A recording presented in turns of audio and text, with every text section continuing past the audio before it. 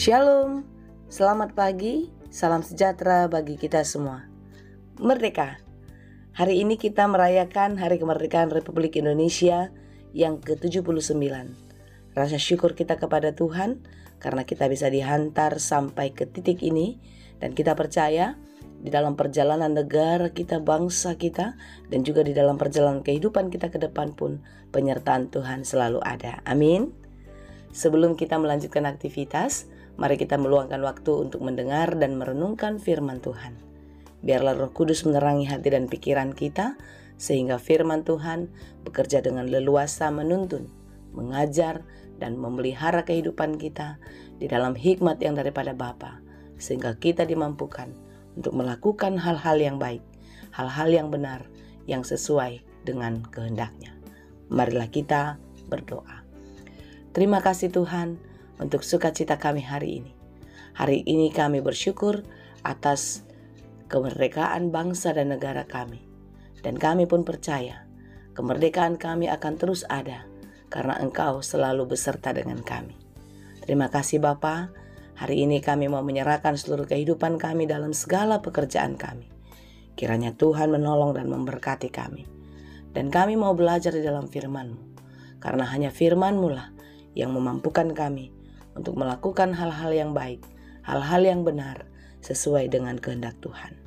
Ajari kami di dalam firman Tuhan dan mampukan kami untuk menjadi pelaku firman yang setia. Berfirmanlah Engkau ya Bapa, sebab kami telah siap mendengar. Kasih karunia dan damai sejahtera dari Allah Bapa Tuhan kita dan dari Anak-Nya Tuhan Yesus Kristus dan Roh Kudus menyertai saudara sekalian. Amin.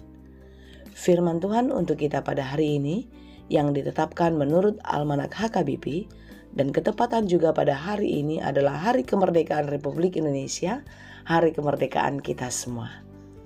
Sabtu 17 Agustus 2024 tertulis dalam kitab Yohanes 8 ayat 32. Dalam bahasa Batak dan bahasa Indonesia demikianlah dikatakan.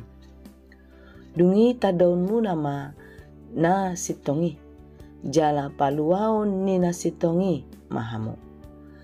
Dan kamu akan mengetahui kebenaran, dan kebenaran itu akan memerdekakan kamu. Demikianlah pembacaan firman Tuhan. Kebenaran yang memerdekakan. Kebenaran yang kita dapatkan, yaitu kebenaran firman Tuhan, kebenaran Allah di dalam Yesus Kristus akan membawa kita pada kemerdekaan. Kemerdekaan yang seperti apa? Tentu kemenangan untuk selama-lamanya. Saudara-saudara yang dikasihi Tuhan, Yesus mengajar banyak orang dan juga Dia mengajar kita di dalam firman-Nya. Yesus memberitakan siapa Dia, menyampaikan kepada orang-orang agar orang percaya kepada Allah, agar orang menerima Dia sebagai Sang Juru Selamat yang akan menebus dosa-dosa manusia, yang datang karena kasih-Nya untuk menyelamatkan dunia. Saudara-saudara yang dikasihi Tuhan, Yesus datang dan mati untuk dosa-dosa kita. Dia menebus kita agar kita beroleh keselamatan, beroleh kehidupan yang kekal. Karena kehidupan kita di dunia ini adalah kehidupan yang sementara. Dunia hanyalah persinggahan sementara. Tetapi kita akan memasuki kehidupan yang kekal, yaitu selama-lamanya. Oleh sebab itulah firman Tuhan disampaikan kepada kita, supaya kita semakin mengenal Dia, semakin mengenal Yesus Kristus, yang adalah Sang Juru Selamat kehidupan kita. Apakah kita sudah percaya atau masih meragukannya? Seperti orang-orang yang mendengar dan melihat apa yang dikerjakan Yesus pada zaman cerita Alkitab ini. Apakah kita pun sama seperti mereka? Mengenal Yesus hanya dari apa kata orang saja. Hari ini pesan firman Tuhan sungguh-sungguh mengingatkan kita dan menyadarkan kita bahwasanya kita harus benar-benar mengenal Dia secara pribadi. Mengenal Tuhan melalui pengalaman-pengalaman hidup kita. Karena di dalam pengalaman itulah kita boleh merasakan penyertaan Tuhan tetap ada dalam hidup kita. Saudara-saudara yang dikasihi Tuhan, Tuhan itu hadir dalam kehidupan kita, dan kita bisa merasakan Ia senantiasa, asalkan kita tetap percaya kepadanya. Bagaimana kita percaya kepada Tuhan? Bagaimana kita mengenal Dia secara pribadi, mengetahui apa yang telah dikerjakannya? Tentu kita yang hidup di masa kini harus belajar setiap hari, mendengar, membaca firman Tuhan, serta merenungkannya di dalam kehidupan kita. Inilah juga yang dikatakan Yesus kepada murid-muridnya dan juga sampai kepada kita, supaya kita percaya.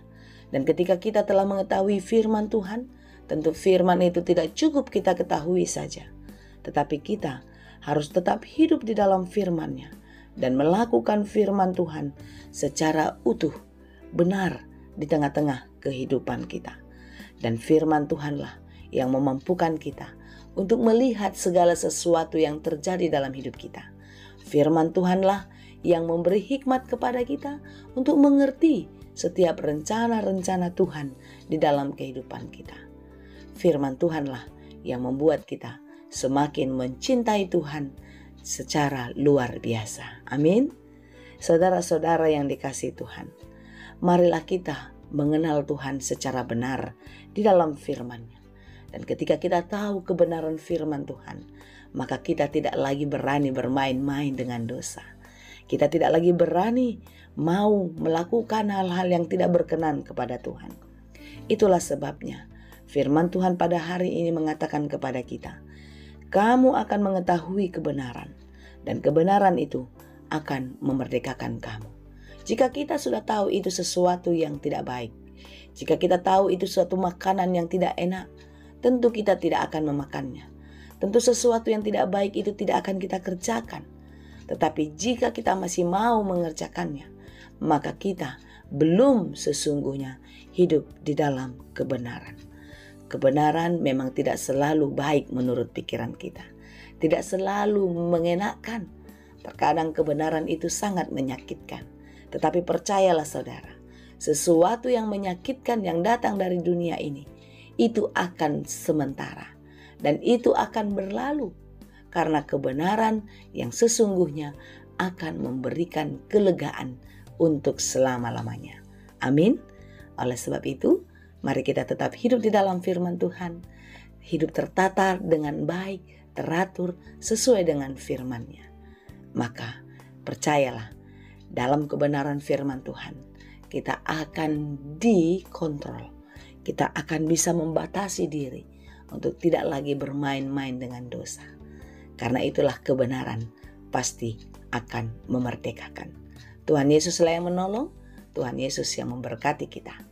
Amin. Terima kasih Tuhan untuk firman-Mu hari ini. Biarlah kami tetap mensyukuri setiap berkat-Mu. Kami mengisi kemerdekaan kami dengan kebenaran-kebenaran daripada Tuhan.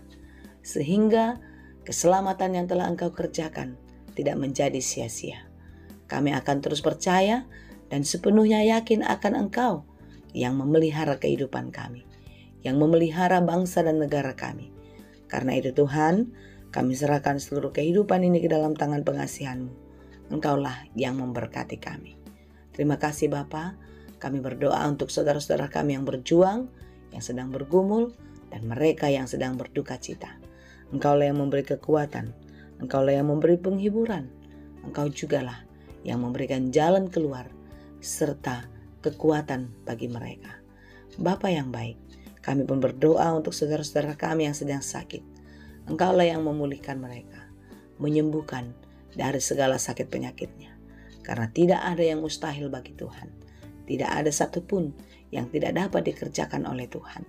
Oleh sebab itu Tuhan, kami percaya bagi saudara-saudara kami yang sedang sakit, kekuatan dan kepulihan yang daripada-Mu akan menyertai kehidupan mereka. Terima kasih Bapa. Kasihanilah kami, berkatilah kami dalam menjalani kehidupan kami sepanjang hari ini, agar kami dapat melakukan hal yang baik yang menyenangkan hati-Mu. Terima kasih Tuhan, di dalam Yesus kami berdoa. Anugerah Tuhan kita Yesus Kristus, kasih karunia Allah Bapa, dan persekutuan Roh Kudus itulah kiranya yang menyertai dan memberkati kamu sekalian. Amin.